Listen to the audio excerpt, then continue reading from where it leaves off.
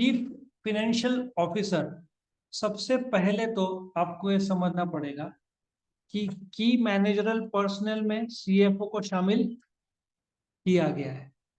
बराबर है। मैं केएमपी के बारे में बताता हूँ कहाँ शामिल किया गया है। देखो, केएमपी जो था उसमें बाकायदा, ये देखो यहाँ पे चीफ फिनेंशियल ऑफिसर बोला गया है।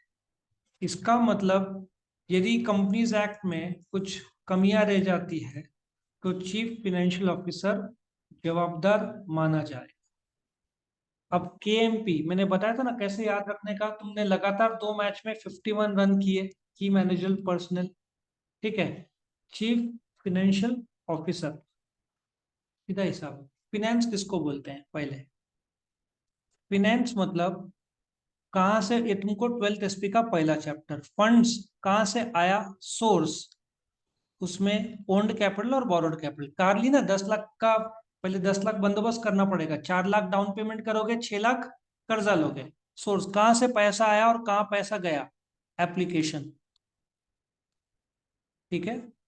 और इसका मैनेजमेंट को फाइनेंशियल मैनेजमेंट बोलते हैं, और उस फिनेंस डिपार्टमेंट का हेड इज द सीएफओ, पूरे कंपनी का सीएफओ। उसको फाइनेंशियल प्लानिंग करना पड़ेगा, किस चीज के लिए। भाई जनवरी चल रहा है, फरवरी मार्च अप्रैल या फरवरी मार्च, कहाँ से पैसा आएगा, कहाँ पैसा जाएगा, बजट तो बनाना पड़ेगा ना। तुम अंधाधुंध चलते रहे तो तुम्हारा तो बैंड बच जाएगा। फिनेंशियल रिस्क कौन कौन से हैं अभी? 5G, आई थिंक रिलायंस भी लैपटॉप्स ला रहा है ना अभी, कुछ तो न्यूज आ रहा है। वो लोग सस्ते में लैपटॉप्स और मोबाइल फोन्स धीरे धीरे थोड़ा इंडियननेस ला रहे हैं। अभी तक जो दबदबा था ना अमेजन का मोबाइल फोन का, धीरे धीरे रिलायंस भी एंटर करेगा। भाई 100 करोड़ लोग के पास 200 करोड़ तो व्हाट्सएप अकाउंट होंगे, 100 करोड़ मोबाइल फोन इंडिया में, लेकिन स्मार्टफोन सिर्फ 40 से 45 करोड़। अभी भी 50 करोड़ स्मार्टफोन्स नहीं है इंडिया में। बहुत बड़ा मार्केट अभी भी मौजूद है। इसलिए अभी सैमसंग लाने वाला है सबसे सस्ता 8-9 हज़ार। उसको पता है रिलायंस जब लॉन्च कर देगा, बीच में ताइवान का चिप्स है ना, उसका कमी हो गया था इसलिए डिले हुआ, नहीं तो अब तक लॉन्च हो जाना चाहिए था रिलायंस। और अभी 5G आ गया ना, लगभग पूरे देश में 2023 एंड तक तो आ ही जाएगा। 2024 में हम 6G की बात करना शुरू कर देंगे, 2024-25 में। तो financial risk, record keeping, financial reporting जो उसको करना पड़ेगा, कंपनी के स्ट्रेंथ और वीकनेस। अब सिंपल सा है, बहुत सारे companies, Kingfisher airlines, jet Airways, CFO की गलती, पैसा एरोप्लेन के लिए यूज करना था, इन्होंने कहीं और यूज कर दिया। अब सीधी बात है, पापा ने तुमको बाइक के लिए पैसा दिया और तुमने मोबाइल खरीद लिया, अब तुम जाओ बस में, वो वाली बात हो जाएगी। किंगफिशर एयरलाइंस, जेट एयरवेज, दोनों पे इल्जाम लगा। दोनों बंद होने का कारण मिसमैनेजमेंट ऑफ फंड्स। उसमें डायरेक्टर्स तो जवाबदार थे, सीएफओ सबसे बड़ा गुनहगार, क्योंकि फिनेंस उसके अंडर ही फंड्स आया ना। कितने कंपनीज इंडिया में जिन पर इल्जाम लगा कि तुम पैसा लोन तो लिए। अच्छा, होम लोन में क्या होता है, फर्क समझो। तुम ए हो, ये एसबीआई है, ठीक है। तुमने बी कंस्ट्रक्शन से लोन लिया, तो जब होम लोन देता है एसबीआई, तुम्हारे नाम पर नहीं देता है, लोन देता है बी कंस्ट्रक्शन के नाम पर, तो तुम वो कब्जा कर ही नहीं सकते फंड्स। समझ में आ रहा है? 50 लाख का घर है, तुमने 10 लाख पे किया, 40 लाख का लोन लिया, तो एसबीआई ये 40 लाख का लोन बी कंस्ट्रक्शन के नाम पर लोन डायरेक्टली देगा, चेक। तो तुमको तो पैसा मिलना नहीं है 1 रुपया भी।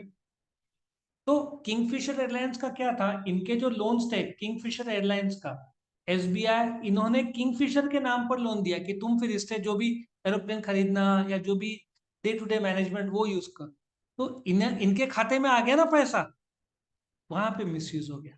डायरेक्टली कर्जदार को दिए होते हैं ना, तो फंड्स का मिसमैनेजमेंट होता ही नहीं है। तो होम लोन इसलिए लोगों को मिलता ही नहीं है पैसा, डायरेक्टली किसको जाएगा, कंस्ट्रक्शन वाले को जाता है। आया समझ में? तो उसको स्ट्रेंथ और वीकनेस आइडेंटिफाई करना पड़ेगा। कोई गलती हो गई, करेक्टिव एक्शन। सिंपल सी बात है, तुमने गलत जगह पे पैसा ज्यादा लोन ले लिया और अभी प्रॉफिट ज्यादा हो रहा है, तो भाई लोन्स चुकता कर दो। रिलायंस ने वही किया, 2.5 लाख करोड़ का कर्जा था उन पर, ठीक है। आज उन्होंने पूरा उसको जीरो कर दिया। अच्छा, एक और बात बताता हूँ, एयर इंडिया। एयर इंडिया को बेचने की जरूरत ही नहीं थी भाई। एक बात बताओ, इंडिया का अकेला एयरलाइन, तूने बोला ना 21,000 का टिकट लास्ट वन में लोग लेते ही है भाई। अभी कोई रिश्तेदार की डेथ हो गई, तुम तो जाओगे 20-21 हजार, चलो भाई ले लो, क्रेडिट कार्ड यूज करो, अभी नहीं है तो। एयर इंडिया अकेला था 2008 में, जहां तक मेरा नॉलेज है, 2008 में उन्होंने कुछ 18 करोड़ का प्रॉफिट कमाया था। ठीक है। 2009 में क्या किया इन्होंने, सबसे बड़े इसमें पॉलिटिक्स भी है, उस समय की गवर्नमेंट भी जवाबदार मानी जाएगी, क्योंकि air India work was under the government of India. इन्होंने 50,000 करोड़ का एरोप्लेन खरीद ली। आज के तारीख में कोई एरोप्लेन नहीं खरीदता भाई, सब भाड़े पे लेते, लीज पे लेते हैं एरोप्लेन। इन्होंने खरीदा 50,000 करोड़ का, 10% ब्याज के हिसाब से साल का कितना होगा, ब्याज कितना होगा? तुम 18 करोड़ के प्रॉफिट पे 5,000 करोड़ का ब्याज कैसे भर पाओगे? अच्छा, बोइंग ने क्यों बेचा प्लेन? एयर इंडिया गवर्नमेंट का है, सोवरेन गारंटी रहता, पैसा डूबेगा नहीं। 2008 के बाद एयर इंडिया प्रॉफिट में कभी नहीं है। अभी बेच दिया ना पिछले साल, बेचने तक एयर इंडिया ने कितना घाटा खाया था पता है? 2008 से 2022 तक 2 लाख करोड़ का घाटा खाया। 2 लाख करोड़ गवर्नमेंट ने फंड्स भरपाई किया। तंग आकर लास्ट में गवर्नमेंट ने बेच दिया। किसको? एयर इंडिया को। किसको बेचा? टाटा को। लेकिन बेच कितने में बेचा? 18,000 करोड़। तुम बोलोगे बहुत अच्छा पैसा मिला, लेकिन एक क्लॉज था उसमें, 64,000 करोड़ का एक कर्जा है जो टाटा ने मना कर दिया लेने को। गवर्नमेंट ने 64,000 करोड़ का कर्जा लौटाया एयर इंडिया का, और 18,000 करोड़ मिला। मतलब फिर भी गवर्नमेंट आखिर में भी 46,000 करोड़ के लॉस में बेचा, देखा जाए। साफ है, उस समय जो गलती किया, एक्चुअली सीएफओ मानते गलती है, लेकिन गवर्नमेंट का प्रेशर होगा ना। सीधी बात है, एरोप्लेन कैश में बहुत सेंसिटिव सेक्टर है, भाड़े पे लो। एमिरेट्स बहुत मजबूत है, दुबई का एमिरेट्स वर्ल्ड में सबसे बेस्ट माना जाता है, और दुबई गवर्नमेंट वो लोग बहुत प्रोफेशनली चलाते हैं। अभी कैसे एयर इंडिया फ्लाइट एकदम टाइमली उड़ते हैं और एकदम प्रोफेशनल कर दिया। पहले सब चलता था, मोटे मोटे एयर होस्टेस सब चलते थे उनको, अभी सब एकदम यंग और एग्रेसिव कर दिया उन्होंने। अभी एयर इंडिया वापस प्रॉफिट में आ जाएगा 1-2 साल। CFO accurate timely financial information दो। अच्छा, जेट एयरवेज का कब हल्ला हुआ पता है? जेट एयरवेज किसी को पता नहीं था कि प्रॉब्लम हो रही है। तुमको स्टॉक एक्सचेंज को, अभी अप्रैल में जून है ना, अप्रैल मई जून, मुझे लगता है कि एक महीने बाद, आई थिंक जुलाई या तो अगस्त, कुछ 15 तारीख तक देना पड़ता है, 30 से 45 दिन के अंदर। उन्होंने सबमिट ही नहीं किया, टाइम मांगा। मार्केट को पता चल गया कुछ तो गड़बड़ी है। साफ है ना। तुम, इतना बड़ा लॉस हो रहा है, तुम पे नहीं कर पा रहे हो, शेयर बाजार को बताया तो पूरे देश को पता चलता है, उधर वो ट्रैक हो गया। उन्होंने डिले कर दिया कि हम अपना जो प्रॉफिट या लॉस अभी नहीं बताएंगे, एक महीने बाद बताएंगे। ऐसा कोई भी कंपनी करता है, ऐसे जोर से शेयर्स गिरते हैं उसके। किंगफिशर एयरलाइंस का शेयर का दाम 900 रुपया था, फिर बाद में कितने में आ गया? 1 रुपया। 9 लाख का शेयर बन गया 1,000 रुपये। तुम तो डूब गए होंगे। कितने लोग डूबे, jet Airways, Kingfisher airlines.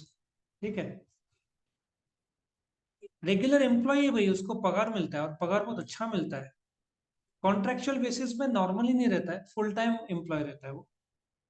CFO need not be director of the company. He can be the director, but he need not be a director. उसको ऑडिटेड फाइनल स्टेटमेंट साइन करना पड़ेगा कंपल्सरली, क्योंकि गारंटी देना पड़ेगा। साइन नहीं किया तो जवाबदारी हाथ ऊपर कर देगा, मुझे पता ही नहीं था। साइन कर दिया मतलब तुम ऑथेंटिकेट कर रहे हो ना। और कोर्ट में गलती से साइन नहीं चलता है भाई। तुम तुम जाकर कोई भी सीए को बोलो साइन करो, वो फाड़ फाड़ कर आंख खोल के देखेगा, पढ़ेगा, उसके बाद साइन करेगा।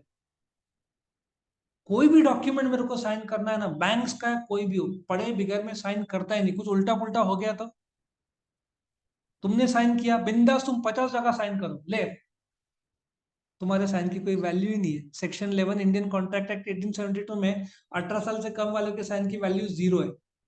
तुम्हारा साइन की कोई, तुम्हारे मन में एक सवाल आ रहा होगा, जो फिल्म स्टार्स, जो बच्चे बाल कलाकार रहते हैं, उनके पेरेंट्स साइन करते हैं कॉन्ट्रैक्ट, वो साइन नहीं, उनके साइन का लीगल वैलिडिटी नहीं।